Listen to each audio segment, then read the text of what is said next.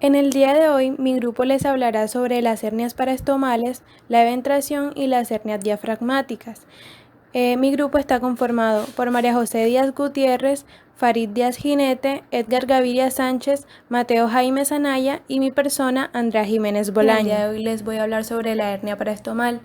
Esta es una eventración del estoma y la Sociedad Europea de Hernia la define como una protrusión anormal del contenido de la cavidad abdominal a través de un defecto de la pared abdominal creado durante la realización de una colostomía o ileostomía. Esta se dice que es una complicación frecuente y según algunos autores la definen como inevitable. En cuanto a la epidemiología, tenemos que este tiene una prevalencia de hasta un 56%, pero esta prevalencia también va a variar según el tipo de estoma. Las colostomías terminales tienen una prevalencia entre 3 y 56%, las colostomías en asa de un 0 a 31%, las ileostomías terminales de un 1.8 a 28% y las ileostomías en asa de un 0 a un 6.2%. La mayoría de las hernias paraestomales van a aparecer a los 2 años de la cirugía, pero estas pueden retrasarse hasta 20 o 30 años. Tenemos que con la utilización de la tomografía computarizada se pueden detectar mayor número de hernias paraestomales que con la exploración clínica exclusivamente y llega hasta el 93.8% con el estudio combinado, es decir, con la tomografía computarizada y con la exploración clínica. En cuanto a los factores de riesgo, para el desarrollo de una hernia paraestomal pueden estar relacionados con la técnica quirúrgica o con el paciente.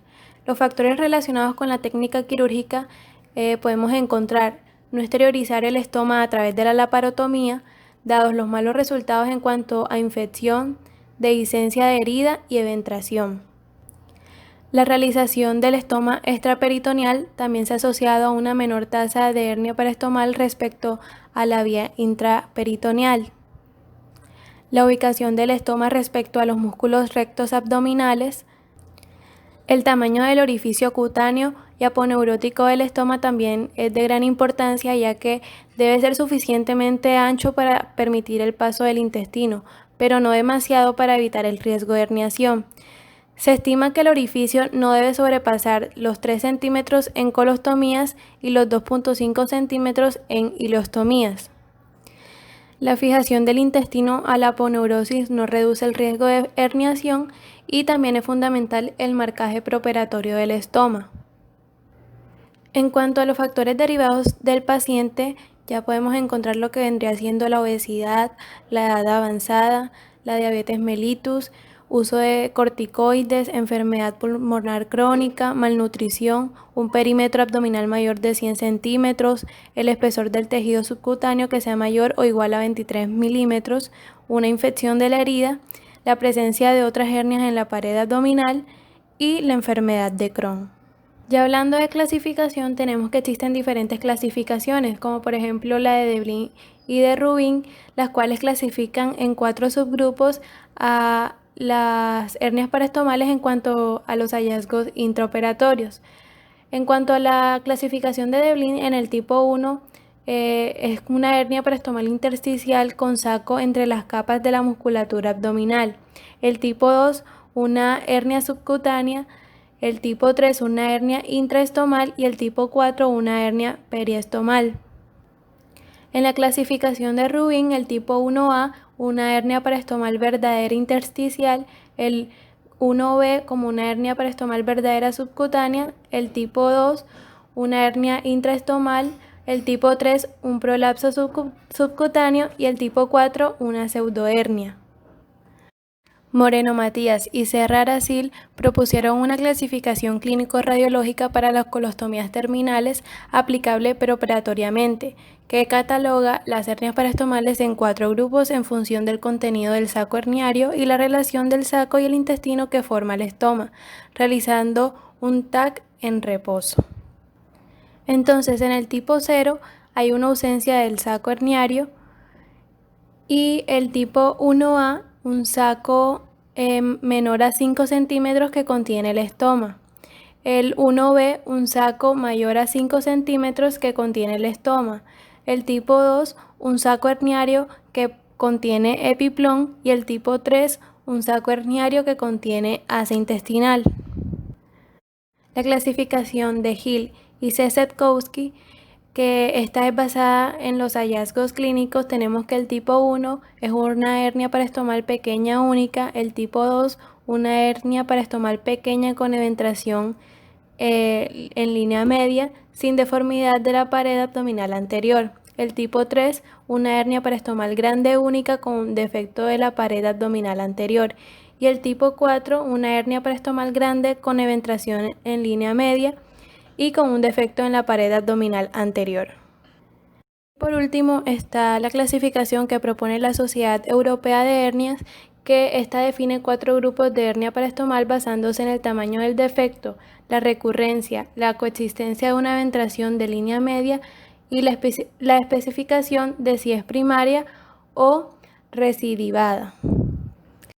En el tipo 1 vamos a encontrar una hernia paraestomal menor a 5 centímetros sin eventración en la línea media. En el tipo 2, una hernia paraestomal menor a 5 centímetros pero con eventración de la línea media. En el tipo 3, una hernia paraestomal mayor a 5 centímetros sin eventración de la línea media. Y por último, el tipo 4, una hernia paraestomal mayor a 5 centímetros pero con eventración de la línea media. Buenas tardes, mi nombre es Mateo Jaimes y a continuación continuaremos con el tema de hernia paraestomal. Entonces, dentro de los signos y síntomas, hay que aclarar que normalmente muchas de estas hernias son de tipo asintomático o van a tener síntomas muy leves. Esto también depende pues del tamaño de la hernia y de la cantidad de contenido que ha sido protruido. Entonces, dentro de los signos y síntomas podemos encontrar dolor o incomodidad alrededor del estómago, un abultamiento en la zona periestomal, una sensación de tumoración, puede haber defectos alrededor de la piel del estómago, la piel puede estar irritada, puede haber fuga de líquido a través de las zonas alrededor del estómago, no del estómago propiamente dicho. Incluso esta hernia se puede encarcelar produciendo una obstrucción intestinal o una isquemia intestinal. En el examen físico, los principales datos que vamos a observar son dos. Primero, vamos a encontrar un abultamiento periestomal cuando se le pide al paciente que realice las maniobras de Valsalva. Esto se hace con el objetivo de incrementar la presión intraabdominal y así protruir o hacer más evidente el abultamiento en esta zona. Normalmente se le pide al paciente que lo haga en posición de bipedestación.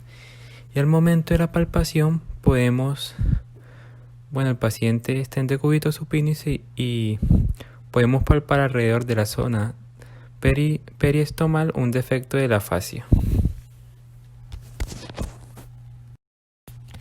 Y en el diagnóstico no va a haber un examen que nos pueda determinar el diagnóstico preciso de hernia paraestomal, pero sí encontramos unos exámenes que de por sí nos puede dar un gran indicio. Ahora, el examen físico es de gran importancia, pero este no nos podrá determinar si realmente es una hernia paraestomal o es una hernia en la pared abdominal. No nos puede, identificar cuál de las dos puede ser. Sin embargo, el examen físico sigue siendo de gran importancia para tener un indicio o tener una sospecha del diagnóstico. Ahora, el examen imaginológico que más se utiliza es la tomografía abdominal. Incluso por medio de este examen se puede realizar una clasificación de las hernias.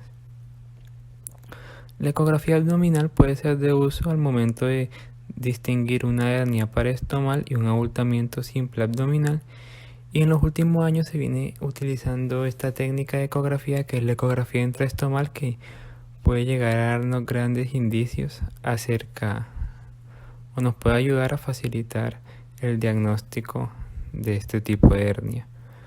Y también hay que identificar ciertos diagnósticos diferenciales, como lo vemos en las imágenes, que son prolapso mucoso o la apariencia de pared abdominal por denervación. Como les venía comentando, el TAC es el examen más empleado. Acá podemos ver en las dos imágenes, vemos donde señalan las flechas, digamos con una zona que protruye a través de la pared abdominal, y esa zona sería la hernia. Acá vemos la imagen, acá en la primera vemos una imagen grisácea y en la segunda vemos una imagen radiopaca que se puede ver hasta el contenido de lo que ha protruido a través de la pared abdominal. Para el manejo de este tipo de hernias tenemos dos tratamientos, el tratamiento conservador y el tratamiento quirúrgico. El tratamiento conservador se utiliza más en hernias asintomáticos o que presentan síntomas muy leves que no deterioran la calidad de vida del paciente ni les dificulta mucho en su vida cotidiana. Sin embargo, en este tratamiento podemos emplear dispositivos para soporte del estómago como protectores de piel, placas convexas o cinturones, como es el que vemos en la imagen, con un orificio que ahí es donde iría ubicado el estómago. Y en el tratamiento quirúrgico podemos diferenciar dos, uno de manera electiva y otro de urgencia. Las indicaciones para el tratamiento quirúrgico electivo podemos encontrar indicaciones estéticas o cuando el paciente tiene disminución de la calidad de vida, como fugas a través de la zona periestomal o dificultad en la colocación del dispositivo. También las indicaciones pueden ser sangrado, dolor recurrente y aumento del tamaño progresivo de la hernia. Hay unas complicaciones asociadas como lo sería infección de la herida, infección de la malla, obstrucción, formación de abscesos y fístulas. Ahora, del 10 al 20% de los casos de hernias paraestomales requieren cirugía urgente, ya sea por oclusión o incarceración. Esto es importante reaccionar de manera inmediata para tratar de evitar lo que sería la isquemia intestinal. Se debe evitar colocación de malla, ya que al momento de incarceración ya se puede estar presentando una isquemia intestinal, por lo que es necesario realizar una laparotomía de urgencia por si hay necesidad de resección intestinal. Ahora, este tipo de tratamiento quirúrgico urgente está asociado a mayor tasa de infección de herida, shock séptico o complicaciones pulmonares. Bueno, dentro del tratamiento podemos especificar aún más acerca de las técnicas quirúrgicas empleadas. Acá encontramos dos que fueron de gran importancia, sin embargo en los últimos años se ha, digamos que, disminuido su uso. Primero tenemos la reparación simple del defecto, que simplemente consiste en reducir el saco herniario y suturar la fascia aponeurótica para estrechar el defecto. Esta ha caído en desuso porque ha aumentado su tasa de recidiva y de infección en el sitio quirúrgico.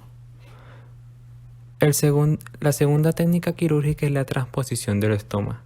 Esta consiste en desmontar el estoma establecido, cerrar el defecto por planos y crear un nuevo estoma, pero este debe ser en otro cuadrante abdominal para no afectar la zona previa donde estaba el estoma.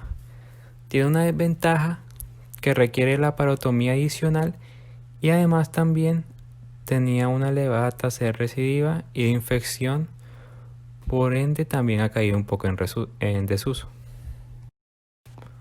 La otra técnica quirúrgica es la que más se usa actualmente y es considerada el gold standard en el tratamiento de las hernias paraestomales, es la reparación del defecto con malla. Esto implica la colocación de una malla para reforzar o reparar la pared intestinal con sutura simple y también para cerrar el defecto. Como todas las técnicas quirúrgicas, tienen una serie de complicaciones, sin embargo, son menos frecuentes que las técnicas quirúrgicas previas. Encontramos la infección, perforación intestinal, formación de fístulas y formación de adherencias. Encontramos cierto tipo de mallas, ya sea unas son sintéticas, como lo son el polipropileno y el politetrafluoroetileno expandido y las mallas biológicas. Dentro de las sintéticas, las de polipropileno son estructuras macroporosas que se adhieren bien a los tejidos adyacentes.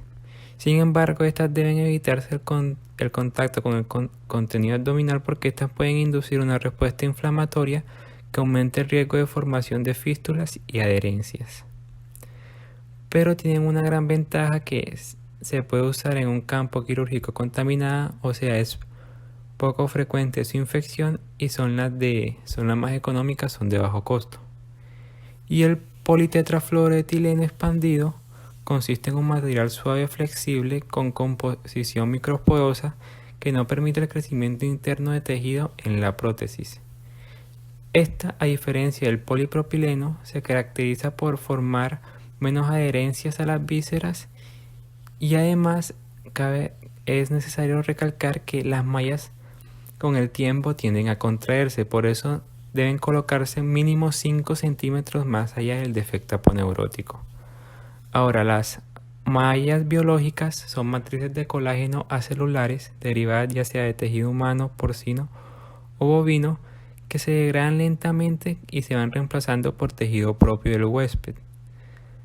Su interés es su resistencia a la infección, es decir, estas tienen una tasa de infección mucho menor que las sintéticas. Sin embargo, su alto costo hace que sea una dificultad en todas las entidades hospitalarias, ya que pueden costar de 5 a 10 veces más que las mallas sintéticas. En esta técnica de reparación con malla encontramos, digamos que varios subtipos o subtécnicas, y esto depende de la localización de la malla. Primero encontramos la técnica onlay, que la malla se va a colocar en posición supraponeurótica fijada en la fascia de la vaina anterior del músculo recto y a la aponeurosis del músculo oblicuo externo. Segundo, tenemos la inlay, que la malla se coloca dentro del defecto de la fascia. Sin embargo, esta es una de las técnicas menos usadas ya que tiene un alto porcentaje de recidivas. Tercero, sublay, la malla se coloca por detrás del músculo recto anterior a la vaina posterior de este músculo y la malla se tiende a fijar bien porque la misma presión intraabdominal la trata como de sacar y así sella el defecto aponeurótico. Y cuarto, tenemos la técnica intraperitoneal, que la malla se coloca en posición intraabdominal fijada al peritoneo y esta se puede realizar mediante cirugía abierta o laparoscópica. Ahora, la colocación de malla por vía laparoscópica intraperitoneal también es una de las técnicas que más ha cogido auge en los últimos tiempos.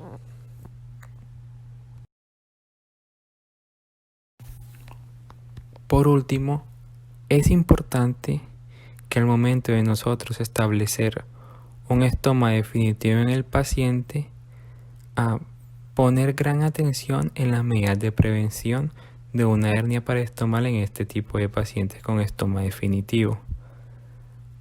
La prevención se basa en 3 aspectos. Primero, la estomatoterapéutica, que consiste primero en la marcación correcta de la localización donde se va a encontrar el estoma. Hay unas, digamos que localizaciones a nivel de todo el abdomen mejores para la colocación del estoma y esto se debe fijar anteriormente a la cirugía.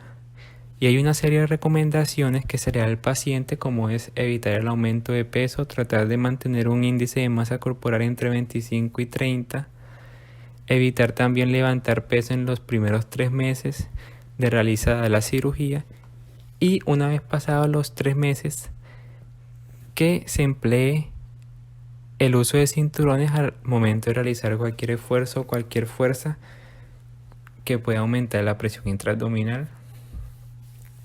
También hay unas técnicas quirúrgicas que, al igual que el tratamiento, son sin malla o con malla. La técnica quirúrgica preventiva sin malla consiste en una colostomía extraperitoneal, que esta consiste en tunelizar el muñón terminal del estómago entre el peritoneo y músculos de la pared abdominal hasta el orificio cutáneo. ¿Qué nos permite esta técnica? Tratar de distribuir todas las tensiones y las fuerzas intraabdominales, distribuirlas en la pared abdominal de manera equitativa, es decir, una zona no va a tener mayor presión o mayor tensión que otra zona, y así se puede, digamos que, prevenir un poco la formación de estas hernias. Y por último tenemos la técnica quirúrgica preventiva con malla, que al momento de realizar el estómago se va a colocar una malla profiláctica, esto con el fin de que no se forme una hernia y no volver a intervenir al paciente en la colocación de malla, sino que se hacen los dos procedimientos simultáneos. Buenas tardes, mi nombre es Edgar Gaviria. El día de hoy les voy a hablar de lo que son las eventraciones. Tenemos que estas también son llamadas hernias ventral o hernias incisionales y reciben este nombre ya que son una protrusión subcutánea del contenido intraabdominal a través de una zona debilitada de la pared abdominal o lumbar, y surge una consecuencia a una intervención quirúrgica, una brecha posterior a un traumatismo cerrado, o también puede ser causado por una malformación congénita. En las imágenes inferiores podemos observar lo que serían unas eventraciones. Más adelante vamos a explicar un poco más detalladamente.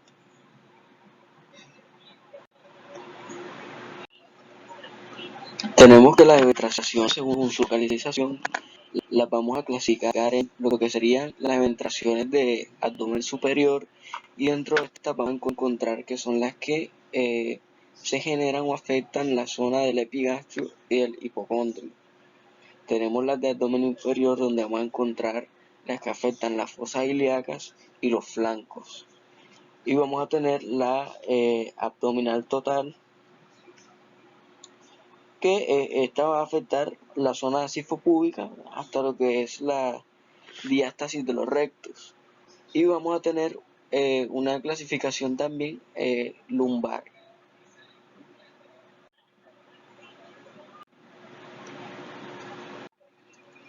Bueno,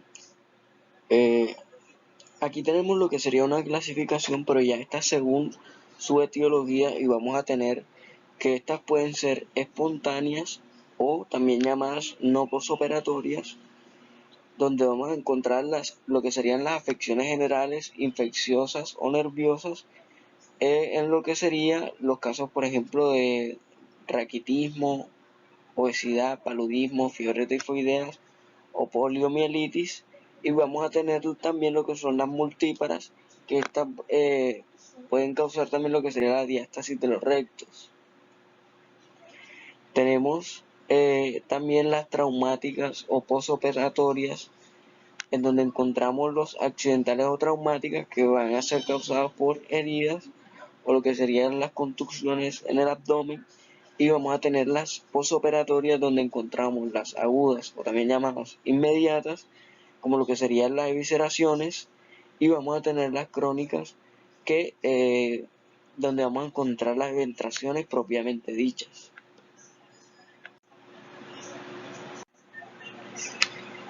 Bueno, en lo que sería una eventración aguda, tenemos que esta se produce cuando hay una dehiscencia en el postoperatorio, y ocurre debido a una irrupción a través de los planos músculo-aponeuróticos, y estas quedan contenidas solo por lo que sería la piel, que esta es un poco más resistente. Tenemos dentro de los factores de riesgo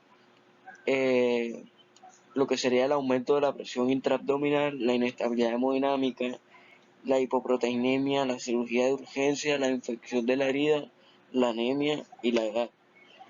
Y tenemos que esta generalmente ocurre o inicia de los días tercero al cuarto del postoperatorio, y que el diagnóstico se va a hacer más o menos en el octavo día, que este es el momento en el que, por ejemplo, se van a retirar lo que serían los puntos, y ahí es donde vamos a poder hacer el diagnóstico, ya que vamos a poder examinar el área.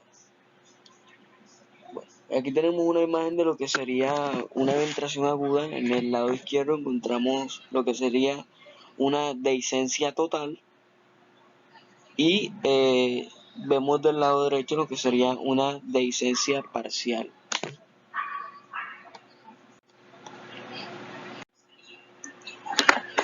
El diagnóstico va a ser inicialmente guiado por lo que son los síntomas y lo que sería el examen físico, lo que sería la exploración de la región abdominal. Entonces, dentro de los síntomas encontramos que el paciente va a referir una sensación de estar mojado. Además de esto va a referir que el apósito se encuentra manchado por un líquido serosanguinolento. Ellos van a referir un color rosado en el líquido, y esto alrededor del sexto al séptimo día del posoperatorio. Vamos a encontrar que también se puede presentar, pero en menor medida, un dolor abdominal agudo que puede ser difuso o localizado, y vamos a tener que entre las grapas o puntos de sutura va a haber abultamiento de las asas intestinales, que esto es el que nos va a dar un diagnóstico ya más específico. El paciente puede presentar también una ligera febrícula y íleo paralítico. En el lado derecho encontramos unas imágenes de lo que serían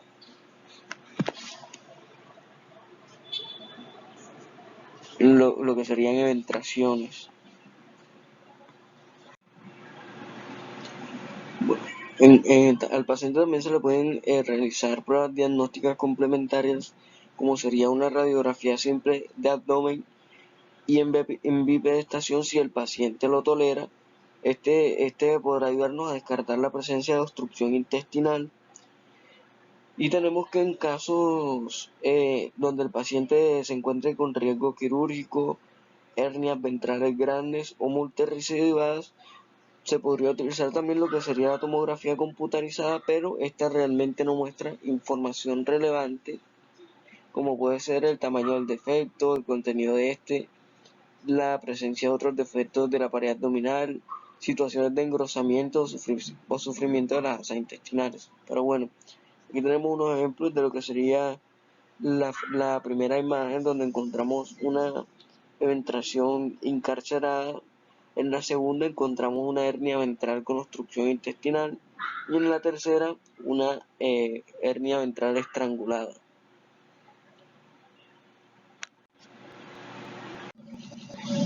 En cuanto al tratamiento, vamos a tener que el tratamiento de elección en estos casos es la intervención quirúrgica urgente, donde lo mejor que se podría realizar sería realizar incisiones pequeñas y transversas, o lo que sería una laparoscopia. Tenemos que también utilizar el tratamiento antibiótico, ya que estas heridas generalmente van a ser infecciosas. Y tenemos que el paciente también puede administrar lo que sea una sonda nasogástrica en el caso de una distensión intestinal. Bueno, en caso de una eventración crónica vamos a encontrar signos como lo que sería el dolor abdominal, y también vamos a poder encontrar tumefacción. Tenemos entre estos que vamos a encontrar tres elementos importantes. Son elementos importantes en cualquier eventración. Vamos a encontrar el primero, que es el anillo u orificio. Vamos a encontrar que este está formado por bordes musculares retraídos e invadidos por tejido fibroso.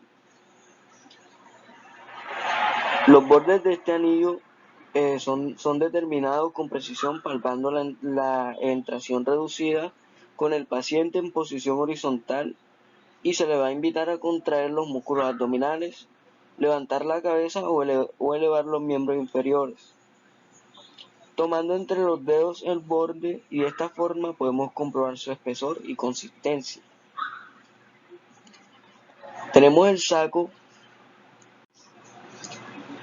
y tenemos que este se genera cuando se da lo que es la separación musculoaponeurótica y muchas fibras que fueron disgregadas son invadidas por tejido conjuntivo fibroso.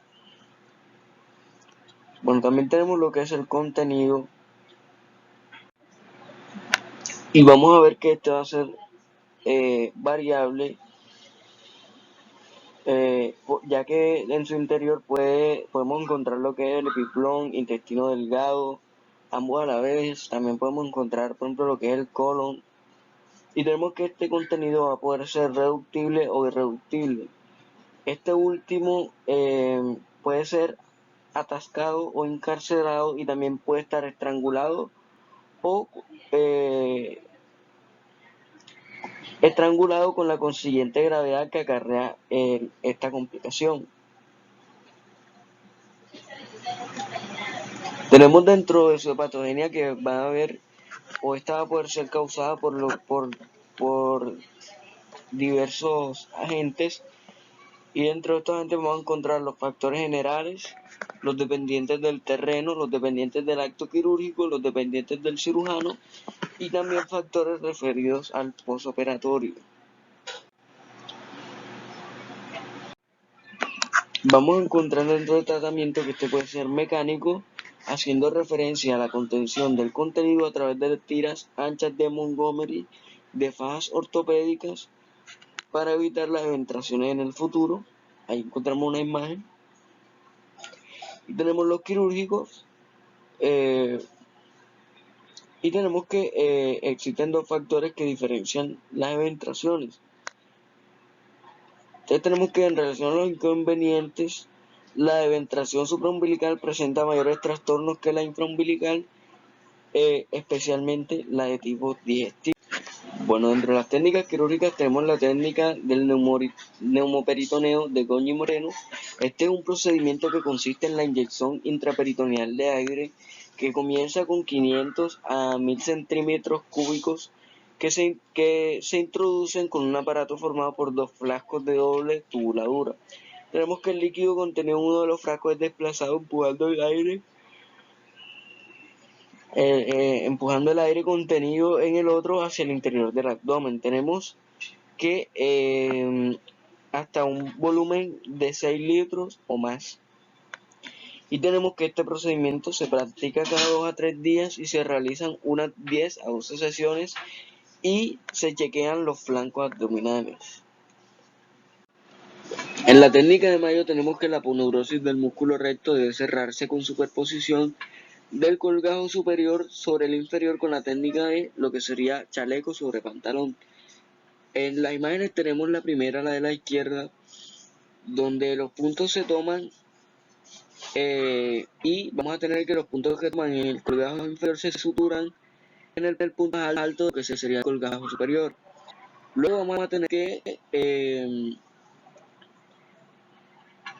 traccionando el colgajo superior se anudan lo que serían los puntos. Luego vamos a tener que el borde libre del colgajo superior se sutura al inferior, y por último vamos a tener que se aproximan con lo que sería la superficie inferior de la piel.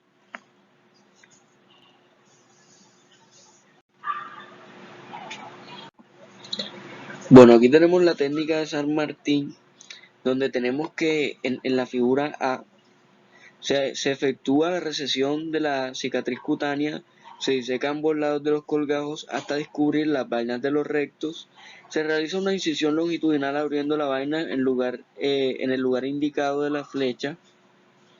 Luego tenemos la figura B, donde la parte interna de la vaina de los rectos se separa del músculo para volcarlos hacia adentro y suturarlos en lo que sería la línea media.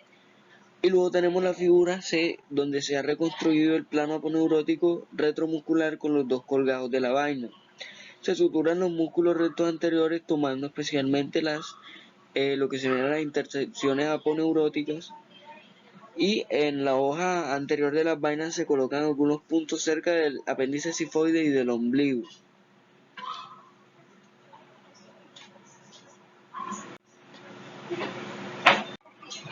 Bueno, también tenemos la técnica de Barrio Nuevo.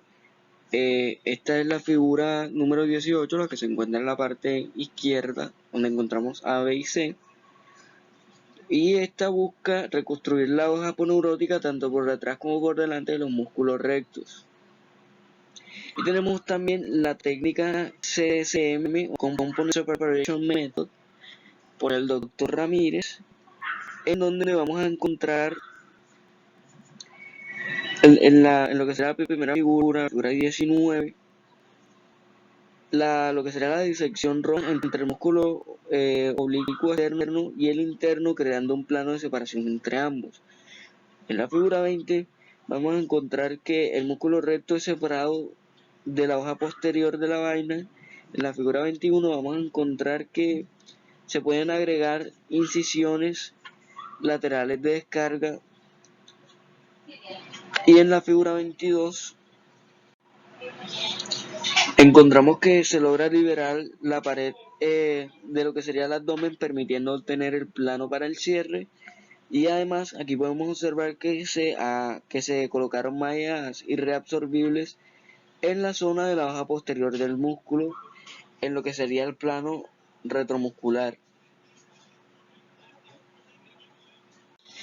Bueno, por último tenemos la reparación utilizando prótesis, que esta nos va a permitir la colocación de una prótesis en el plano subaponeurótico preperitoneal, que además esté libre de tensión y que exceda ampliamente el defecto. Tenemos que la presión intraabdominal ejercida sobre la malla permite una distribución equitativa de la misma en una mayor superficie, contribuyendo a su fijación en un plano óptimo. Esto es lo que es llamado principio de Pascal, y eso hace referencia a la figura A.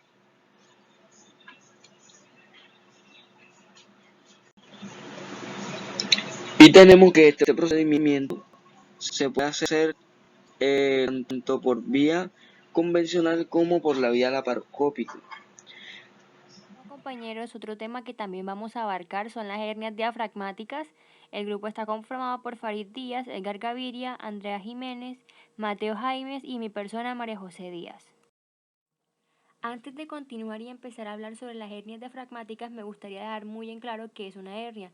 La palabra hernia se deriva del latín rotura, que significa protrusión anómala de un órgano o tejido a través de un defecto fijado en alguna de las paredes circundantes. En este caso van a estar relacionadas la cavidad abdominal y la torácica.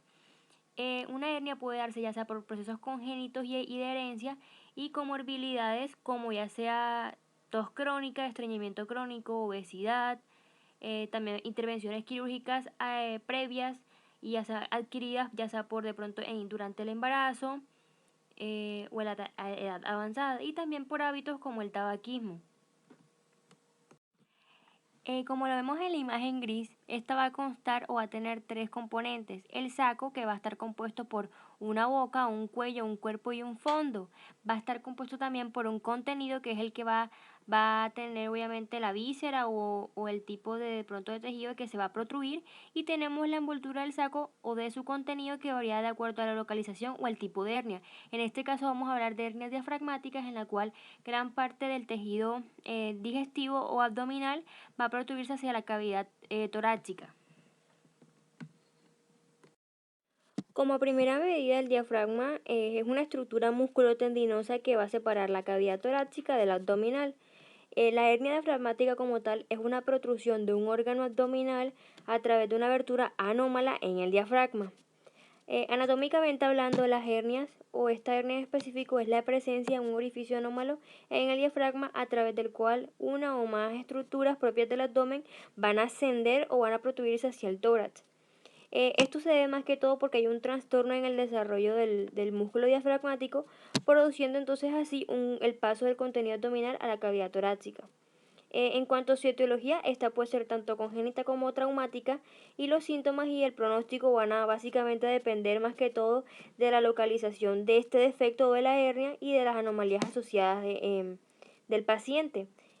También va a variar el tamaño de esta hernia, que puede ser muy variable, y va a depender desde el agujero pequeño hasta una genesia completa en la zona del diafragma.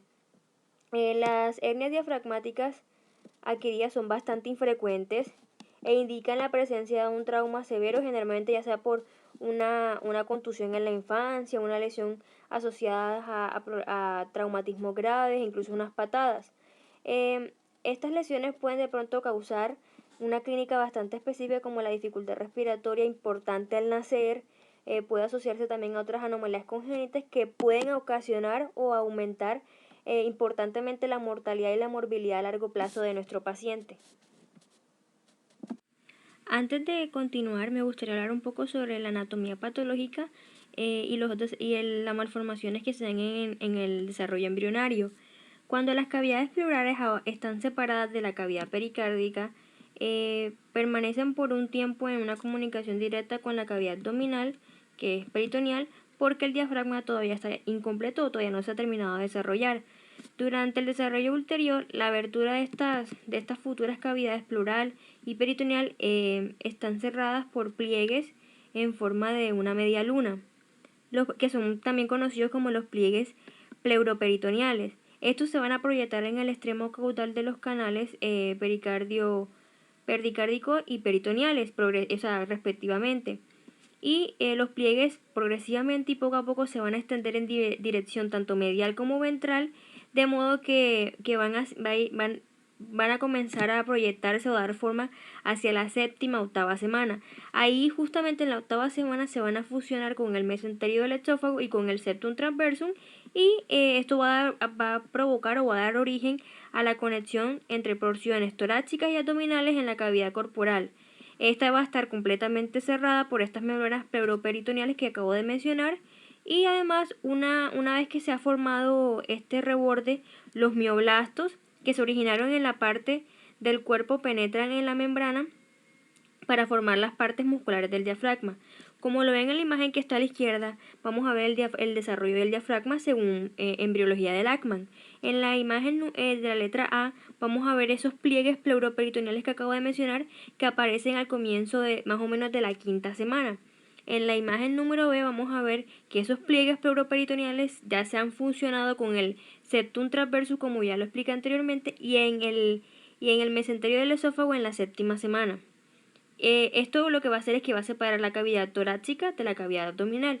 Y ya en la imagen de la letra C vamos a poder observar que es un corte transversal en el cuarto mes del desarrollo, que donde hay un borde adicional derivado de la pared corporal que está formado por los mioblastos y que es la porción más periférica del diafragma. En la imagen de la derecha vamos a poder observar los 4 orígenes principales que tiene el diafragma. De color rosado claro vamos a observar el primer origen, que va a ser el septum transversum. Vamos a después ver el mesenterio del esófago, que va a estar representado por una estructura vertical y que va a estar de color naranja claro. Vamos a después tener los pliegues y membranas pleuroperitoneales, que van a ser las 2 pestañitas en forma de semiluna de color naranja oscuro. Y por último tenemos de color café el crecimiento muscular desde la pared corporal. Como ya lo mencioné anteriormente, el defecto se produce entre la cuarta hasta la 12ª semana del desarrollo fetal. Hay múltiples factores que se han relacionado con el origen de la formación de una hernia diafragmática. Hay tanto genéticos como los antecedentes de los padres como adquiridos. Pero aún así, a pesar de todos los estudios que se han hecho, no se ha establecido como tal una causa precisa. Vamos a encontrar en estas 2 grandes clasificaciones las hernias de Mojdalek o Morgagni, la yatal y las traumáticas, que pueden provocarse o darse por ya sea formación incompleta, embriogénesis alterada, golpes fuertes, accidentes de tránsito, tos, vómito, embarazo, obesidad, tabaquismo, entre otras comorbilidades. Bueno, ya para comenzar, sobre las hernias diafragmáticas congénitas, estas van a ser un desplazamiento del contenido abdominal que está dentro del tórax a través de un defecto diafragmático. Las hernias diafragmáticas congénitas van a ocurrir entre 1 de 2.000 recién nacidos o 1 en 5.000 recién nacidos vivos. Aún siguen teniendo una alta morbimortalidad que puede oscilar desde un 50 hasta un 80%. Hablando un poco sobre la historia, El primer médico que describió una hernia diafragmática congénita fue Lazarus Riverius. Él la describió en un examen post-muerte que le hicieron a un paciente masculino de 24 años de edad, pero ese estudio o ese examen post-mortem fue publicado años después. Posteriormente, en 1769, llega Giovanni Battista Morgagni, que describió el defecto congénito en la parte ventral y lateral derecha del diafragma, el cual pues obviamente conocemos como hernia de Morgagni. Y por otro lado, en 1848 más o menos, existió un anatomista checoslovaco llamado Vicente Alexander Bojdalek, que él describió la hernia del contenido intersticial a través de un espacio lumbodorsal del diafragma, que también conocemos o recibe el nombre de hernia de Bojdalek. Por otro lado, hace algunos años se creía que las hernias diafragmáticas congénitas eran una urgencia quirúrgica, pero en la actualidad, gracias al mayor conocimiento que se ha tenido y todo eso, la relación que tiene la hernia diafragmática con los procesos de hipoplasia pulmonar y la hipertensión pulmonar ha provocado un cambio en las actitudes tanto médicas como terapéuticas frente a esta malformación. La relación en cuanto a su epidemiología, hay una relación de hombre a mujer de 1 a 1,8, siendo mucho más frecuente en las mujeres. La mayoría de estos casos puede incluso diagnosticarse con una ecografía antes de la semana 25 de gestación, y las anomalías asociadas se presentan en un alto porcentaje de estos fetos, y que pueden llegar hasta causar 40% de mayor complicación. Dentro de esas anomalías asociadas podemos encontrar la comunicación interauricular, el divertículo de Meckel, el riñón único, que pueden generar una poca sobrevivencia. Además de eso, vamos a encontrar que la supervivencia global de las hernias diafragmáticas congénitas puede pasar desde un 67% hasta un 42% cuando hay unas malformaciones cardíacas asociadas. Ahora, para hablar sobre la etiopatogenia, las anomalías de la formación anatómica normal del diafragma pueden ser la explicación de la aparición de diferentes defectos congénitos. Tenemos dos situaciones. Si la detención del desarrollo diafragmático se produce en útero, o sea, precozmente en el útero, el recién nacido presenta una gran probabilidad de comunicación entre tórax y abdomen. Ahora, si la detención de la formación se produce de forma que el tabique membranoso, pero antes de formarse la caja muscular, el niño puede que tenga una presencia de un saco herniario que contenga los órganos desplazados hacia arriba. Hay muchos factores de riesgo prenatales que predicen un mal pronóstico, como lo son los polidramios, los defectos del lado derecho del diafragma, y también la presencia de hernia diafragmática habitualmente es de pronto determinada porque se puede asociar por el uso de algunos medicamentos como la talidomida y las quininas, así como también drogas antipilépticas.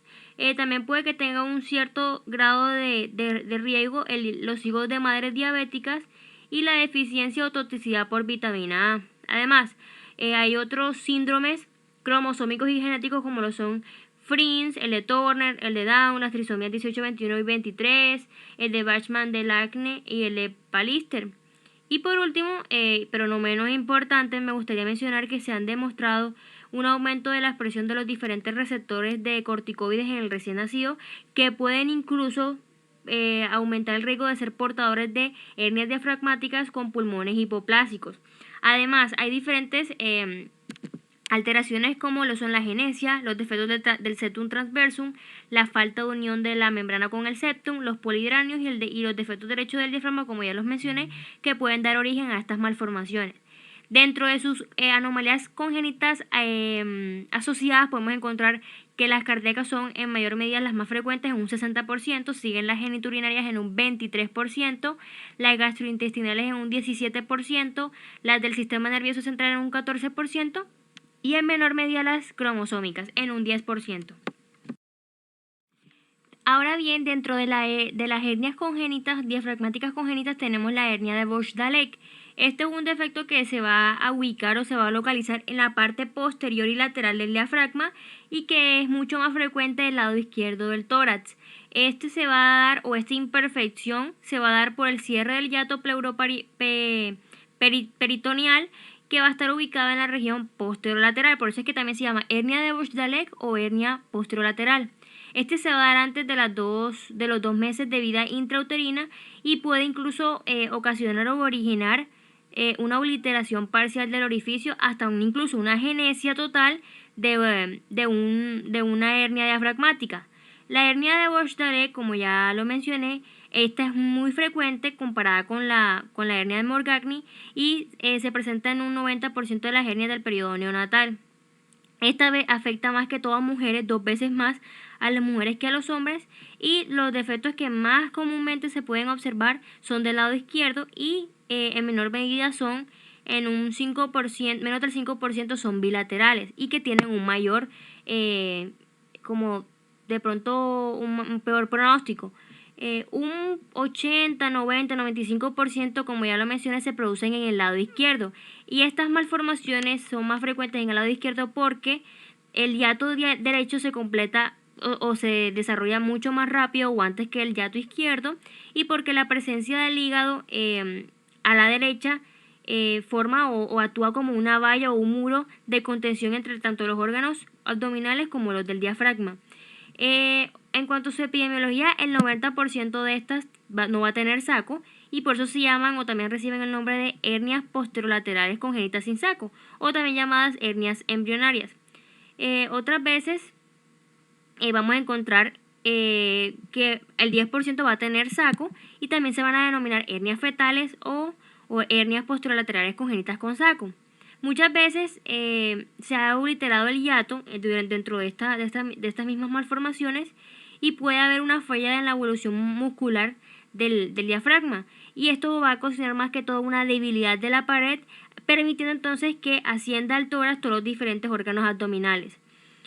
Por otro lado, y un dato también bastante importante es que las estructuras que más se hernian desde la cavidad abdominal van a ser el intestino delgado, el estómago, una parte del colon descendente, el riñón izquierdo, el lóbulo izquierdo del hígado, entre otras. Y van a estar asociadas muy fuertemente a la presencia de hipoplasia pulmonar.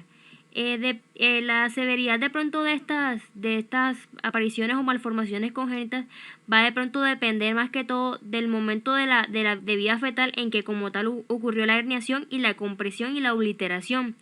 Y ahí también puede que haya una desviación del mediastino hacia la izquierda que puede también incluso provocar mucho más o acentuar más la hipoplasia pulmonar contralateral. Hace mucho tiempo se pensaba y según lo que leí se pensaba que la hipoplasia pulmonar básicamente era producto de la compresión del pulmón por el contenido abdominal que se había herniado. Pero esto ha cambiado porque la hipoplasia pulmonar puede producirse incluso en el desarrollo embrionario antes de que se dé la herniación o el defecto o la malformación, y esto es más que todo en un porcentaje menor, pero se sigue presentando. Han oído hablar de que he hablado muchísimo de lo que es la hipoplasia pulmonar, y básicamente esta se va a caracterizar porque hay una disminución de la masa pulmonar y el número también de divisiones bronquiales y bronquiolos respiratorios, así como también de los alvéolos. La anatomía, dentro de la anatomía podemos explicar la hipoplasia pulmonar, y hay una estrecha relación con las hernias diafragmáticas congénitas, y es que consiste básicamente que hay tabiques anormales en los sacos terminales y también se van a engrosar los alvéolos y también las arteriolas pulmonares. Hay diversos estudios que se pueden observar que han determinado o que han revelado que el líquido amniótico de las embarazadas que tienen complicaciones que sus hijos padecen hernias diafragmáticas congénitas va a presentar cierto grado de déficit de surfactante. Y esto se puede también relacionar porque se han evidenciado bajas concentraciones de lecitinas, de esfingomielinas, entre otras anomalías o alteraciones bioquímicas. También hay un aumento del glucógeno en los alvéolos y todos estos factores en sí van a contribuir a que se dé un retardo o una alteración en la homeostasis y en el intercambio gaseoso. Antes de continuar, me gustaría hablar un poco sobre la hipoplasia pulmonar, en la cual no hay un desarrollo del árbol bronquial completo, el tejido pulmonar ni tampoco de los vasos pulmonares. Esta se produce durante el periodo embrionario y se detiene el desarrollo en el lóbulo pulmonar. Puede que sea unilobular y afecte todo el pulmón, o puede ser bilateral, que pues tiene diferentes nombres o que se relaciona con otras malformaciones congénitas. Esta no discrimina de pronto en cuanto al sexo o el hemitórax, y hasta el 50% de los pacientes puede morir antes de los 10 hasta los 8 años. El lóbulo que no esté afectado se puede hipertrofiar y obviamente esto va a ser como consecuencia de un proceso compensatorio. E incluso puede que haya aplasia, donde hay un saco pulmonar ya como rudimentario o viejo o incapaz de cumplir diferentes funciones.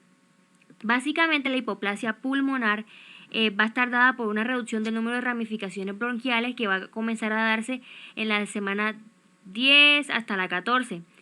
Va a obviamente de manera consecuente o como consecuencia va a disminuir progresivamente el número de alvéolos, y que esta va a darse por una inmadurez pulmonar, es decir, la formación del pulmón y del árbol bronquial va a estanquearse en la fase sacular. Va también a alterarse la hematosis porque hay mayor distancia alvéolo capilar. Además, los neumocitos van a estar completamente inmaduros y va a haber una disfunción del factor surfactante y producción de antioxidantes que van a permitir o van a provocar mayor colapso pulmonar. También vamos a encontrar, como ya lo mencioné anteriormente o al principio, que hay ramificaciones vasculares totalmente disminuidas y la capa muscular media arteriolar va a estar hipertrofiada, dando lugar a una hipertrofia una hipertensión pulmonar, que puede darse o que puede compartirse o darse por procesos distintos. La hipoplasia básicamente va a darse porque no hay una superficie alveolar o va a disminuirse el intercambio gaseoso, que es el principal problema. Esto va a generar como una especie de vasoconstricción pulmonar arterial, donde hay un déficit de agente tenso activo, y va a provocar, como ya lo mencioné, la hipertensión pulmonar. Por otro lado, esto va a generar que pues se dé la hipoxia, la hipercamia y la acidosis, que son patrones circulatorios fetales que como que ocasionan o bloquean el intercambio gaseoso y puede ocasionar la muerte inminente. Y por último, vamos a encontrar lo que es el Lung to Head Ratio, que es el LHT, que es una relación del pulmón y la cabeza, que es un predictor de hipoplasia pulmonar que se usa para poder, obviamente, tratar pulmón contralateral. La proporción vamos a llevarla a cabo por medio de dos métodos: el método de mayor diámetro y el método del trazado. El método de mayor diámetro va a ser aquel en el cual vamos a medir los diámetros de las 4 cámaras del corazón y los diámetros de la circunferencia de la bóveda craneana. Y el otro método, que es el método del trazado, que es mucho más preciso, en un 50%, vamos a hacer el trazado de todo el área pulmonar y el diámetro de la circunferencia de la bóveda craneal, sin incluir el mediastino y el ilio pulmonar. Estas medidas pueden comenzar a tomarse desde el segundo trimestre y tienen una alta probabilidad pronóstica. En cuanto a la hernia de Morgagni, vamos a encontrar que esta es una forma menos frecuente y se debe a un defecto en la formación del septum transverso, que va a formar la porción anterior del diafragma. Este es más frecuente del lado derecho y más que todo se da porque el lado izquierdo va a estar más que todo ocluido por el corazón y por el pericardio, y puede también contener tanto asas intestinales como epiplón y también hígado. Ocurre más que todo en pacientes portadores ya sea de síndrome de Down y síndrome de Turner. El saco herniario de este va más que todo contener en un 92% epiplón, 58% colon, 25% estómago, 17% intestino delgado y en menor medida en 8% el duodeno. Esta se presenta en menor frecuencia, más que todo en el 10% de los casos, y a menudo pasa hasta inadvertida hasta que llega la adultez y durante el periodo del recién nacido, manifestándose más que todo en como etapas posteriores o en décadas más avanzadas de la vida. Dentro de la presentación clínica vamos a encontrar al nacimiento de nuestro paciente la primera manifestación, que es una puntuación en el test de Apgar, que es inexplicablemente muy pero muy baja. La dificultad respiratoria puede ser tan grave que se requieran incluso medidas como de reanimación neonatal, y la dificultad respiratoria es un signo cardinal que se tiene que tener siempre en cuenta en los bebés recién nacidos con hernia diafragmática congénita. Muchos de estos bebés también presentan o coexiste en ellos la cianosis grave, y la dificultad respiratoria es como inmediata o suele aparecer en el primer minuto u horas de vida. Aunque hay algunos casos en los que puede existir un periodo de hasta 24 hasta 48 horas en los cuales el paciente esté completamente estable. Esta dificultad respiratoria que se aparece temprana dentro de las primeras 6 horas de vida se considera como especie de un signo de muy mal pronóstico, y esta dificultad respiratoria va a estar caracterizada también por signos como taquipnea, quejidos, utilización de músculos y de musculatura accesoria, y la cianosis. Los niños con hernias diafragmáticas congénitas también presentan un abdomen escafoide o excavado, y un aumento del diámetro de la pared torácica, al cual también se distiende. Es decir, el tórax a menudo va a estar como abombado, como grande, en el lado que va a estar afectado, mientras que el abdomen va a estar como excavado y va a aparecer como vacío. Hay también la presencia de ruidos intestinales que pueden escucharse en el tórax, con cierta atenuación o disminución bilateral de los sonidos respiratorios específicos, como vamos a observar una ausencia del murmullo vesicular en el lado que se va a ver afectado. Y el punto máximo del impulso cardíaco va a estar como más rodado o desplazado y alejado del lugar de la hernia donde se ha producido el desplazamiento del mediastino.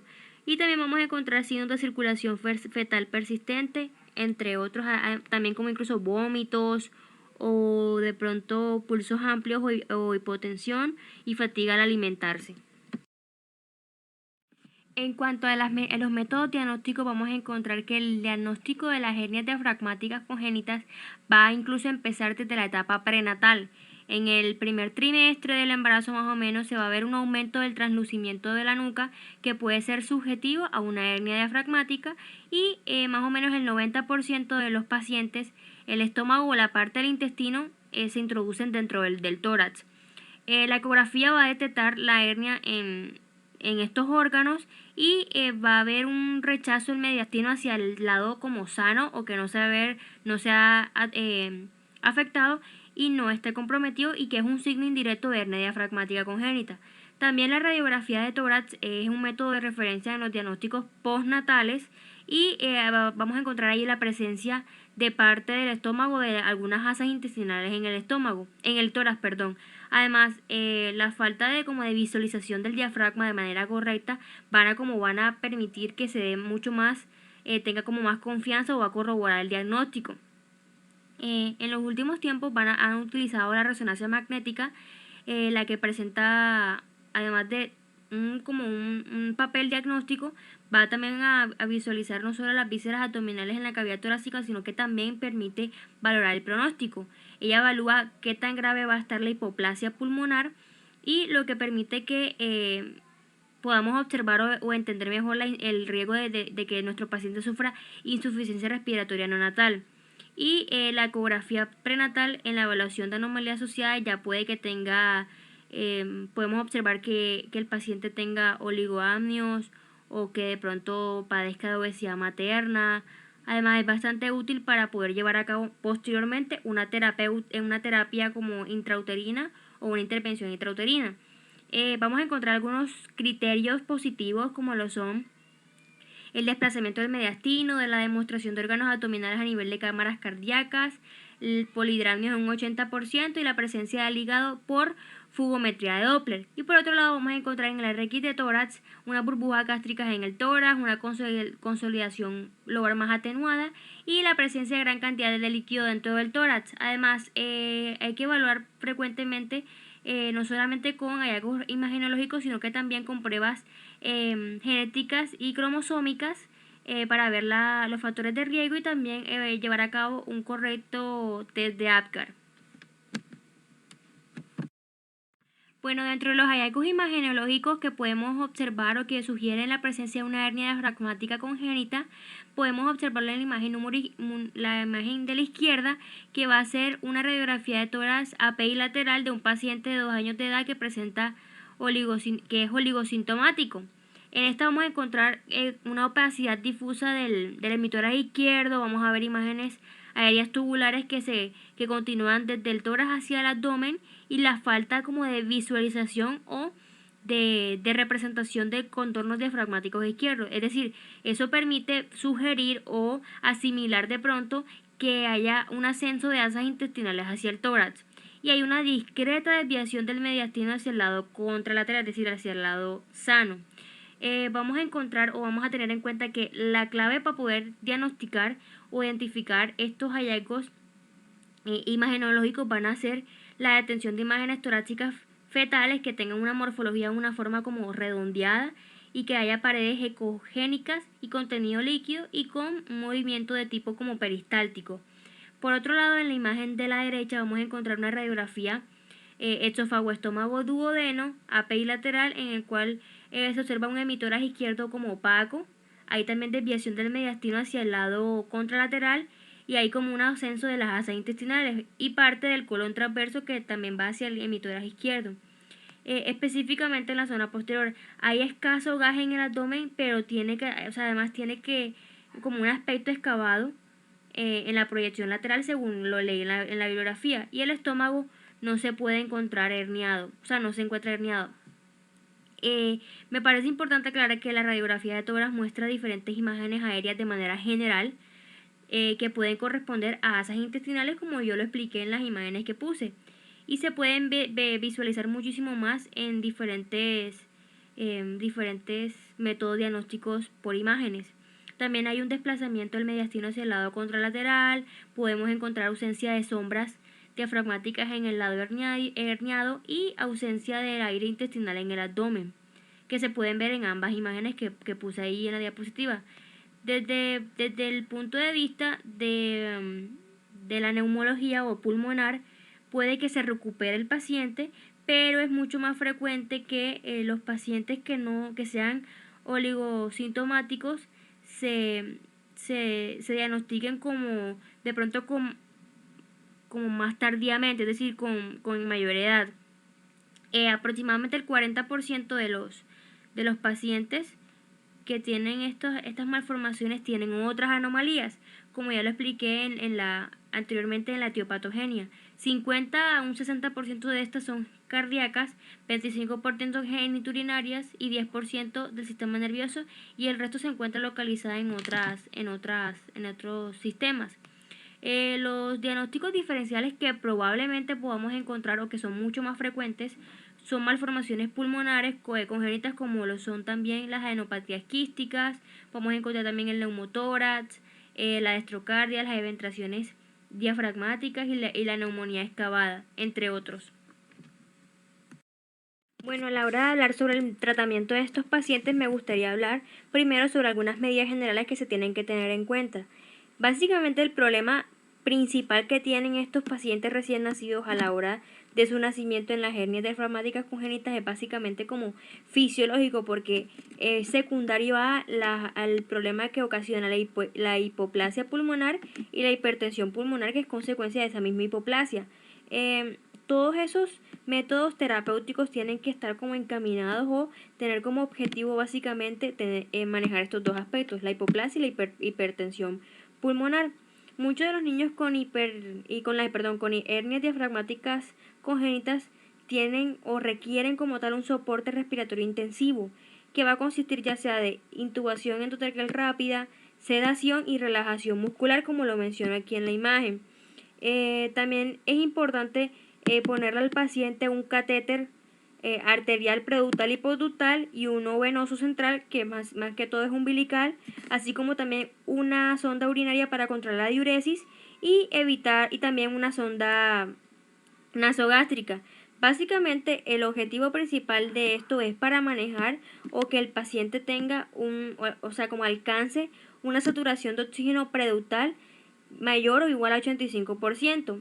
Y según lo que leí en diferentes literaturas, se tiene que evitar el uso de ventilación prolongada con mascarillas porque puede ocasionar distensión del estómago, del intestino delgado e incluso de provocar mayor dificultad para la oxigenación.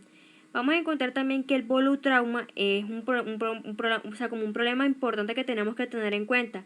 Por eso hay que llevar a cabo ventilaciones suaves, con presiones bajas, que puedan lograr, que puedan evitar de pronto que puedan ocasionar una hipercapnia pero permisiva y suave, que pueda reducir como el área de lesión pulmonar que esto tenga. Muchas veces utilizan es necesario las estrategias de ventilación como lo son el ECMO, que es la oxigenación por membrana extracorpórea, por sus siglas en inglés, pero debe evitarse en factores de riesgo que contribuyan a que se genere mayor hipertensión pulmonar, como lo son la hipoxia, la acidosis y la hipotermia.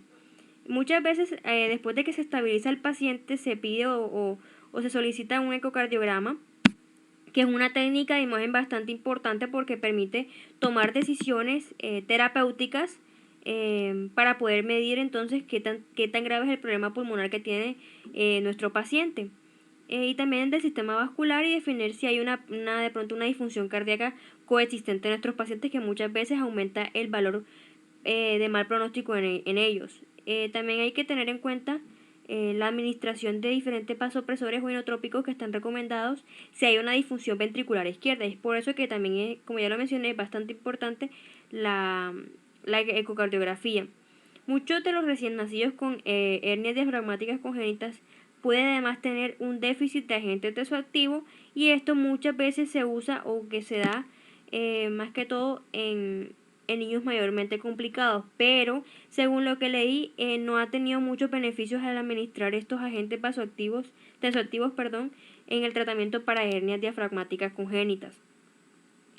Podemos usar diferentes estrategias de ventilación, ya sea la ventilación oscilatoria de alta frecuencia o incluso la ECMO, pero hay que tener en cuenta que el principal objetivo es la oxigenación y eliminar todo ese exceso de dióxido de carbono sin introducir o provocar en el paciente un volutrauma.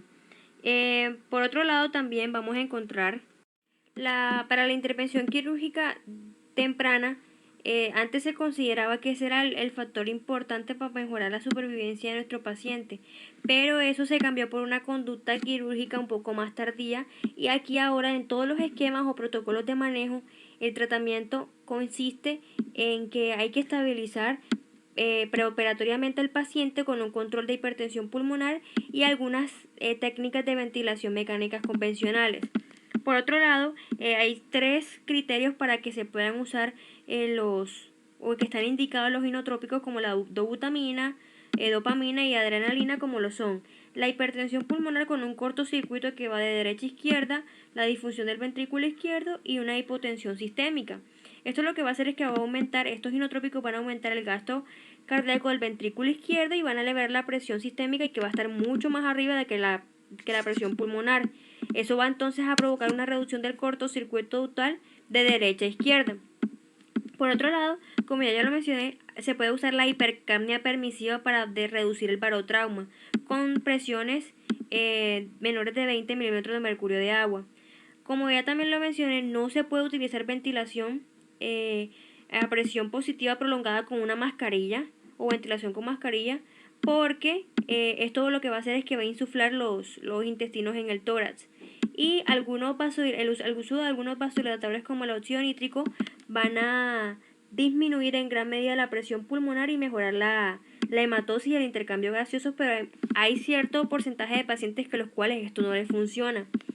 Y como ya lo mencioné, hay diferentes estrategias de ventilación. Dentro de ellas tenemos la oxigenación con membrana extracorpórea, que es la ECMO, y esta tiene muchas ventajas y desventajas. Dentro de sus desventajas encontramos que es un método bastante potente e invasivo, que incluso puede revertir la insuficiencia respiratoria, pero es una tecnología muy costosa que puede ocasionar muchos riesgos, aparte de que se dé el beneficio, o sea, mayor es el riesgo que el beneficio.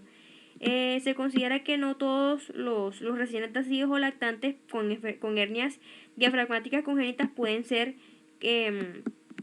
capaces de soportar esta terapia no convencional. Entonces tienen que tener en cuenta si tienen algunas anomalías subyacentes. Algunas indicaciones de ECMO pueden ser que tenga insuficiencia respiratoria resistente a una terapia convencional máxima, que tenga un índice de oxigenación mayor a 40, con un deterioro agudo del pH que va a menor de 7.1, puede que haya otro criterio indicativo puede ser peso mayor a 2000 gramos, una edad gestacional mayor a 34 semanas, y signos de barotraumatismo como lo son el enfisema intersticial, el neumotórax, el neumopericardio y la persistencia de como un escape de aire y presiones altas en las vías respiratorias. Me quise tomar la tarea de hacer especie de un protocolo de manejo para explicarles muchísimo mejor cómo se haría todo el proceso del tratamiento antes y también el diagnóstico de las hernias diafragmáticas congénitas. Como tal, vamos a ver que vamos a tener un diagnóstico o un recién nacido con un diagnóstico de hernia diafragmática congénita, además va a tener una insuficiencia respiratoria grave. En esto se comienzan a aplicar o llevar a cabo diferentes técnicas de reanimación intensiva. Se puede llevar a cabo la intubación endotraqueal, el bloqueo neuromuscular y la ventilación con presiones positivas. A este paciente también se le va a dar cierto tratamiento para manejar los líquidos y los electrolitos, pero hay que evitar siempre la hipovolemia y la hipervolemia además.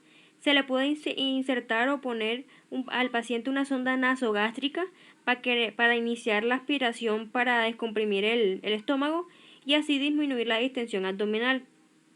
Y por otro lado se va a solicitar un ecocardiograma en el cual podemos observar mala contractibilidad del ventrículo derecho, cámaras afectadas, hemicardio decrecido y también insuficiencia de válvulas tanto tricúpide como mitral y el cortocircuito ductal que ya he mencionado antes.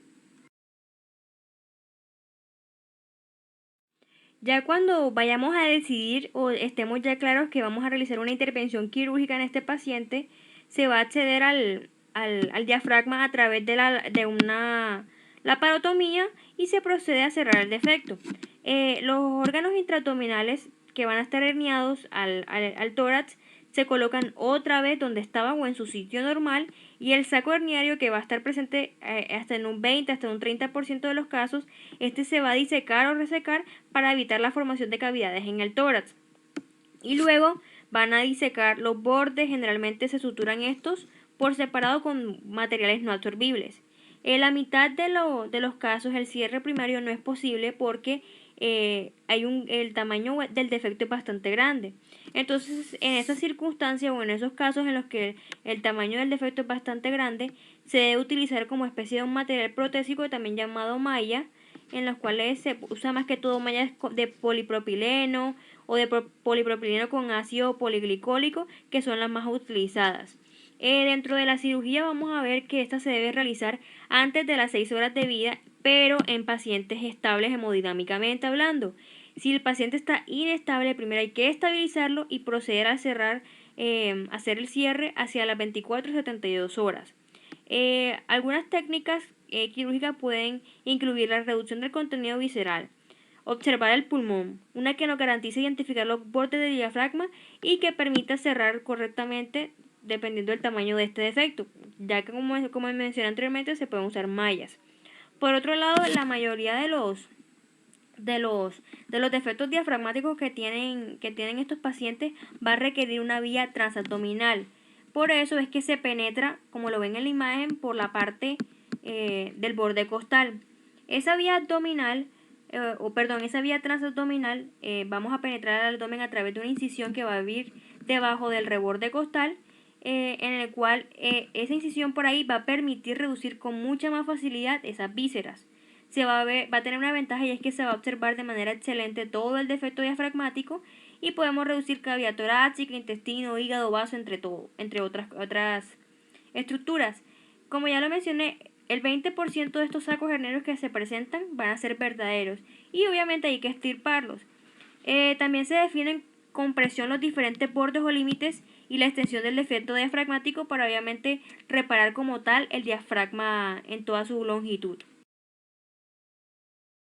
También se pueden llevar a cabo intervenciones prenatales como lo son el feto, que es un tratamiento con un balón de oclusión endotraqueal que va a estar indicado en casos de herniación hepática o con una relación LHR menor a 1.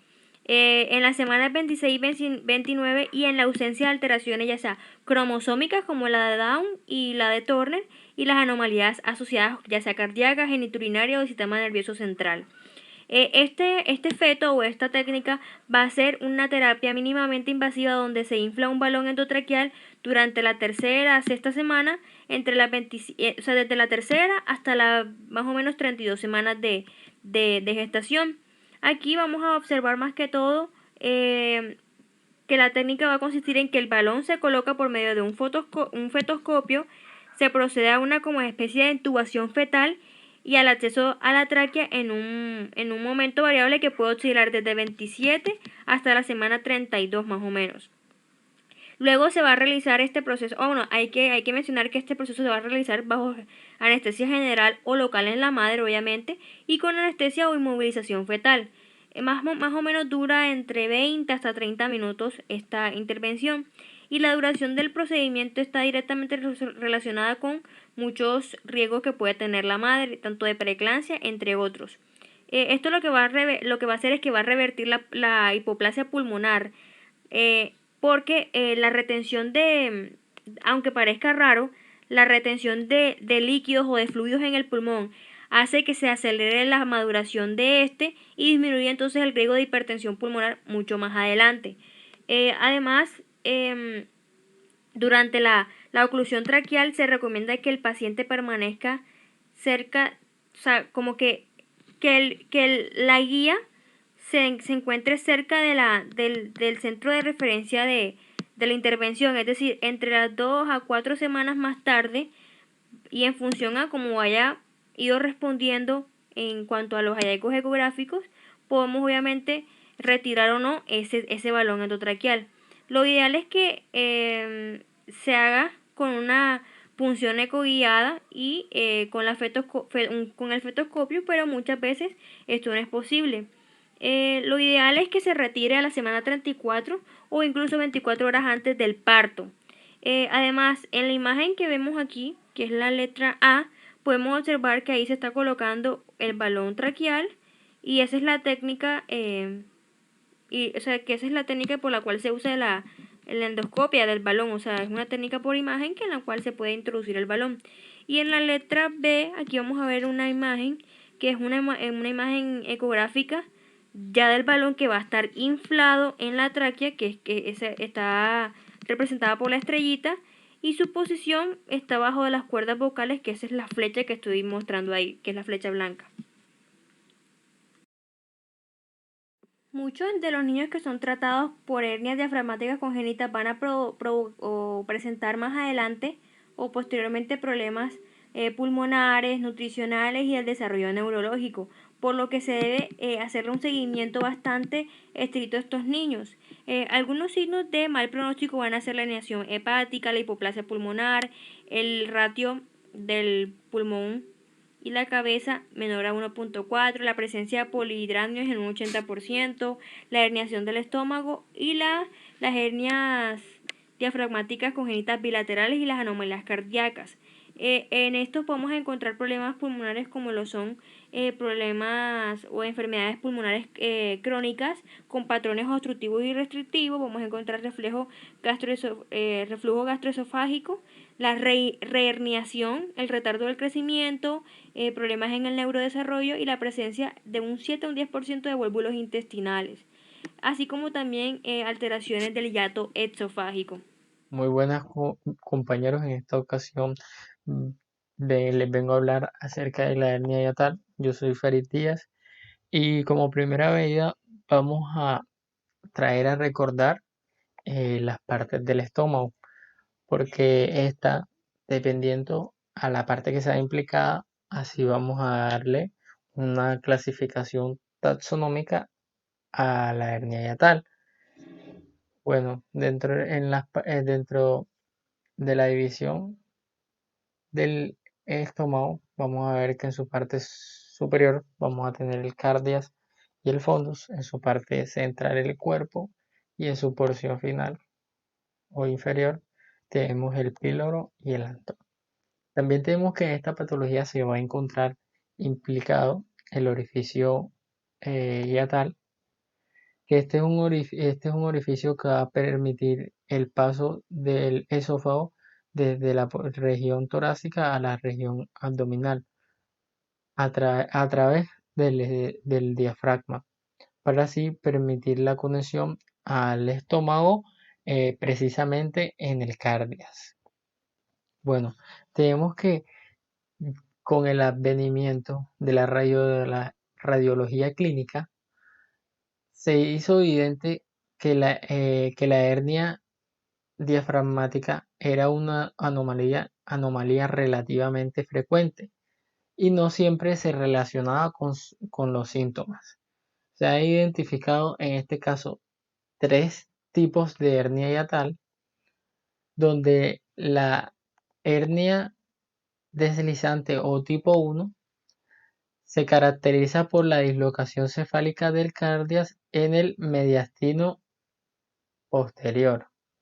Tenemos la hernia paraesofágica o por rodamiento o tipo 2, cuya propiedad más notoria es la dislocación cefálica del fondo gástrico con cardias en posición normal. Y por último tenemos la hernia mixta o combinada deslizante o rodamiento que es la tipo 3, que se caracteriza por la dislocación cefálica del cardias y el fondo gástrico. Tenemos que en la fase terminal de la hernia tipo 1 y tipo 2 se identifica por la migración de todo el estómago hacia el tórax, cuando gira en 180 grados sobre su eje longitudinal, con el cardias y el píloro como puntos de fijación. Esta anomalía se denomina como estómago intratorácico. Y tenemos que en algunas clasificaciones agregan la hernia hiatal tipo 4, que es cuando además del estómago encontramos otro órgano intraabdominal adicional, por lo general el colon. En cuanto a la incidencia y etiología de la hernia hiatal, tenemos que la hernia hiatal en la población general es difícil determinar la cantidad de casos que se presentan, debido a que muchos de estos son asintomáticos. Y sabiendo así que los pacientes que presentan esta anomalía no se les realizan los estudios para llevar a cabo un conteo de nuevos casos que se presentan de esta patología. Entonces, cuando realizamos estudios radiológicos a causa de síntomas gastrointestinales, nos damos cuenta que la incidencia de la hernia hiatal deslizante es 7 veces mayor a la hernia paraesofágica. Cabe resaltar que el gradiente de presión que se presenta en el abdomen va a causar también un incremento del tamaño del tórax, dado a que este también aumenta el tamaño de la hernia hiatal. En muchos de los casos, la hernia por deslizamiento o tipo 1 puede evolucionar a una hernia mixta tipo 3. Y las hernias de tipo 2, esto es muy poco frecuente que se presente. Bueno, en cuanto a la distribución de enfermos por hernias paraesofágicas, es significativa y distinta de las hernias hiatales por deslizamiento. Tenemos que la edad media de la presentación de la primera es de 61 años y en la segunda 48 años. En cuanto a las hernias paraesofágicas con respecto al sexo femenino, se presentan una proporción de 4:1. En cuanto a las manifestaciones clínicas, en el caso de las hernias, tienen una manifestación general que no depende del tipo, y es que todas van a presentar eh, un dolor abdominal localizado en el epigastrio y retroesternal, que este es descrito por los pacientes como un dolor de tipo urente. En cuanto a las manifestaciones clínicas de la hernia hiatal deslizante, tenemos que estos pacientes pueden presentar después de comer una sensación de quemadura en el esófago y que es la pirosis. También van a manifestar que tienen dificultad al tragar algunos alimentos, van a presentar tos nocturna e incluso melena. En el caso de las hernias hiatales paraesofágicas, también los pacientes presentan esa sensación de quemadura, que es la pirosis, la dificultad para tragar algunos alimentos. En cuanto a la diferencia de los síntomas, en estos vamos a ver que estos pacientes van a manifestar más la que cuando comen se sienten ya llenos a rebosar, y es lo que conocemos como plenitud postprandial. También nos manifiestan el dolor abdominal y pueden presentar también la hematemesis. Ya en cuanto a las complicaciones, en estos casos vamos a ver que estos pacientes pueden presentar una hemorragia, un encarcelamiento, una estrangulación o una obstrucción.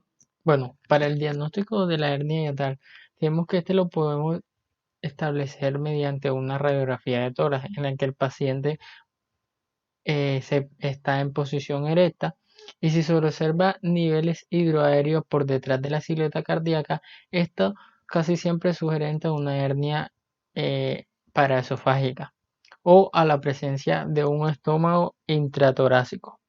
La precisión de este estudio con vario del tubo digestivo superior para la detección de una hernia hiatal es mayor que en el caso de la hernia por deslizamiento, ya que esta a menudo presenta una reducción espontánea.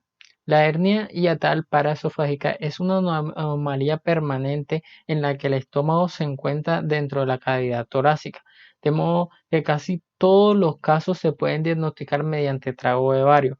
Para diferenciar esta afección de una hernia tipo 2, atención se debe concentrar en la posición de la unión gastroesofágica. Tenemos acá una hernia hiatal tipo 1 o por deslizamiento, una hernia hiatal tipo 2 o por rodamiento o paraesofágica, la hernia hiatal mixta, que puede ser por deslizamiento o por rodamiento, y el estómago intratorácico. En cuanto a la endoscopia, tenemos que esta es útil para el diagnóstico y la clasificación de la hernia hiatal, por efecto de que es posible reflexionar el instrumento. En esta posición, una hernia hiatal deslizante se identifica al localizar una bolsa recubierta con pliegues gástricos que se extiende por encima de la impresión que causa el borde del diafragma, o al medir por lo menos 2 centímetros entre el borde del diafragma, que se identifica al pedir al individuo que éste estornude. La unión escanocolumnar, cuando se retira el endoscopio, nos sirve también para identificar la hernia paraesofágica. Y esta la podemos identificar también cuando colocamos el endoscopio en retroversión y observamos un orificio separado y adyacente a la unión gastroesofágica, por el cual ascienden los pliegues gástricos. Una hernia mixta o por deslizamiento o rodamiento se identifica al encontrar una bolsa recubierta con pliegues gástricos por encima del diafragma y al comprobar que la unión gastroesofágica se ubica aproximadamente a la mitad del largo total de la bolsa. Acá podemos observar una endoscopía de fibra óptica con retroflexión, en la cual vemos que el cuerpo del aparato, acá que está señalando la flecha, está saliendo por una hernia deslizante, observando aquí los pliegues gástricos que se extienden más allá de la impresión que se produce el pilar diafragmático.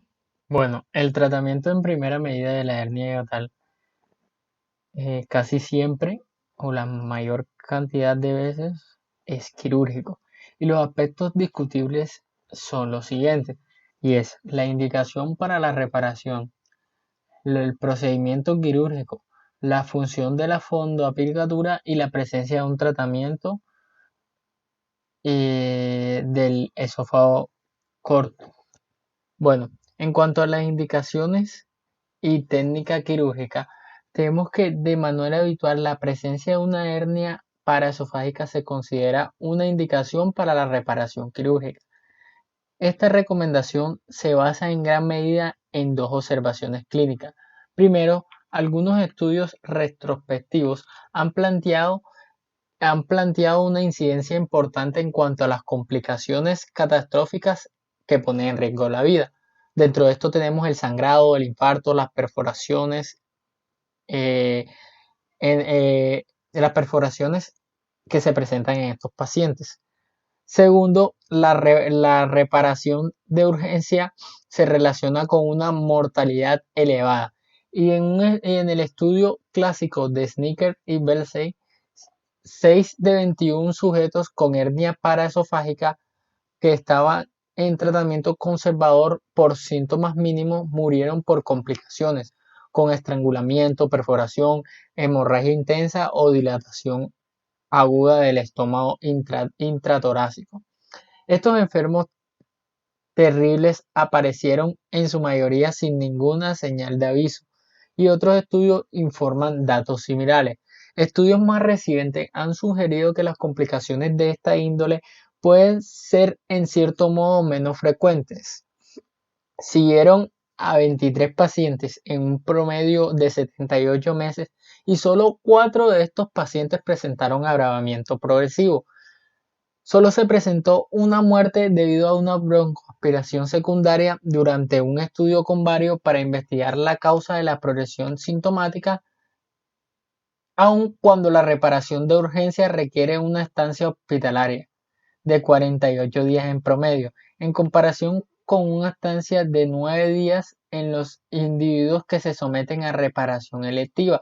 Solo hubo 3 casos de estrangulamiento gástrico por 735 enfermos años de seguimiento. Si se retrasa la intervención quirúrgica y la reparación se lleva a cabo como procedimiento de urgencia, la mortalidad es alta en comparación a mayor del 1% de mortalidad de los procedimientos electivos.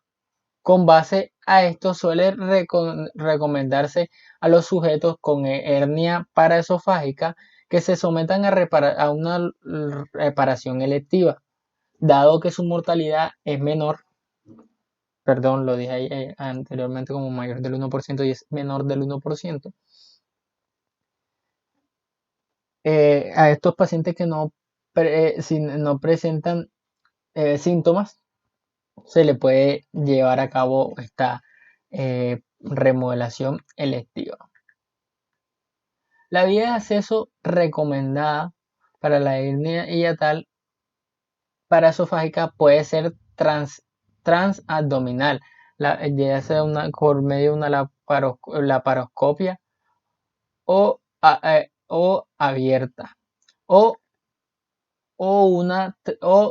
también puede ser transtorácica, cuando cada una tiene ventajas y desventajas. Un acceso transtorácico facilita la movilización esofágica completa para pero rara vez se usa, porque el traumatismo para la técnica de entrada y el dolor postoperatorio son mucho mayores que con el acceso laparoscópico. La técnica transabdominal facilita la reducción del vólvulo, que en ocasiones se relaciona con las hernias paraesofágicas, aunque se logra algún grado de movilización esofágica a través del hiato, la movilización completa del callado aórtico es compleja o imposible y conlleva un riesgo de lesiones en los nervios vagos. Parece entonces que la reparación laparoscópica para la hernia paraesofágica se convirtió en una técnica estándar. La reparación laparoscópica de una hernia paraesofágica pura tipo 2 o una tipo 3 es una orden de magnitud más difícil que una fondoaplicatura de Nissen. La mayoría recomendaría mejor evitar estos procedimientos hasta que el cirujano haya acumulado una experiencia considerable con la cirugía antirreflujo laparoscópica. Bueno, siguiendo con la función de la fondoaplicatura, se ha evidenciado que si es necesario efectuar un procedimiento antirreflujo en todos los sujetos o solo en casos específicos. El argumento contra los procedimientos antirreflujo se basa en la frecuencia de complicaciones quirúrgicas importantes consecutivas a la fondoaplicatura, así como la duración ligeramente mayor en el procedimiento y el mayor costo que significa la intervención quirúrgica adicional a esta. La mayoría de los cirujanos recomiendan la adición de un procedimiento antirreflujo sistemático después de la reparación de la hernia. Y en cuanto al esófago corto y la hernia paraesofágica gigante puede relacionarse con un esófago corto, hasta un 5 y un 20% de los pacientes, como resultado del desplazamiento cefálico crónico de la unión gastroesofágica. La presencia de un esófago corto aumenta la dificultad de la reparación laparoscópica. Entre el 10 al 20% de las fallas quirúrgicas de las reparaciones de la hernia paraesofágica se debe a la falta de identificación de un esófago corto. Los resultados preoperatorios del trago de vario y del esófago gastoduodenoscopia pueden aportar indecisos de que el esófago es corto. En este caso, tenemos que no hay una combinación de variables clínicas preoperatorias que pronostiquen de manera confiable de un esófago corto. El diagnóstico del esófago corto se hace ya cuando nos encontramos dentro del quirófano. Y en cuanto a la técnica laparoscópica total para el esófago corto, ha venido evolucionando de un método que emplea una anastomosis terminal con una grapadora circular a la técnica actual que se usa una grapadora lineal para crear una gastroplastia en cuña grabada. En cuanto a la hernia diafragmática adquirida, esta se puede presentar en un 75% a causa de un trauma cerrado y un 25% ya sea por un trauma penetrante. Esta consta de 3 fases. Una fase aguda, que esta se presenta con el trauma y logramos diagnosticarla durante la atención. Una fase latente o de intervalo, que esta no se diagnostica con el trauma ya que esta muestra pocas manifestaciones clínicas y por lo general pasa desapercibida. Y una fase obstructiva, que es una etapa crónica de la hernia, donde esta muestra signos y síntomas de obstrucción, estrangulamiento y necrosis de las vísceras. En la siguiente imagen vemos un RX de tórax con presencia de niveles hidroaéreos. Bueno, en cuanto a los estudios que llevamos a cabo en el caso de la hernia diafragmática adquirida traumática, vemos que vamos a realizar un RX de tórax simple que mostrará la sombra una masa sólida si existe una hernia de víscera hueca. Vamos a llevar a cabo una colocación de una sonda Levine para ver su paso normal. Se puede llevar a cabo también la ultrasonografía, el TAC, la resonancia magnética y un colon por enema a doble contraste. En este caso vemos acá un intestino grueso intratorácico y en esta tomografía vemos cómo se encuentra un estómago, intestino, vaso, el riñón intratorácico. En cuanto al tratamiento de la hernia traumática, tenemos que en fase aguda el diagnóstico de hernia diafragmática traumática, ya sea con traumatismo cerrado o penetrante, es una indicación absoluta para la reparación quirúrgica, que solo debe proponerse en pacientes politraumatizados graves, inestables clínicamente y con lesiones asociadas que precisen de estabilización hemodinámica y tratamiento previo de otras patologías más prioritarias como el traumatismo cráneoencefálico, contusión pulmonar y tórax inestable. En los grandes traumatismos penetrales con amplias lesiones parietales, debido a principalmente a heridas por arma de fuego, accidentes laborales o heridas por asta de toro, está indicada la reparación quirúrgica inmediata. En la fase crónica y en ausencia de la patología urgente, oclusión o perforación gástrica o intestinal que precise la intervención quirúrgica inmediata, la intervención se puede programar de forma ordinaria. En cuanto a las vías de abordaje, en la fase aguda, en las lesiones de mi diafragma izquierdo y ante las mínimas sospechas de posibles lesiones abdominales, está indicada la exploración y el abordaje inicial de la cavidad abdominal por, por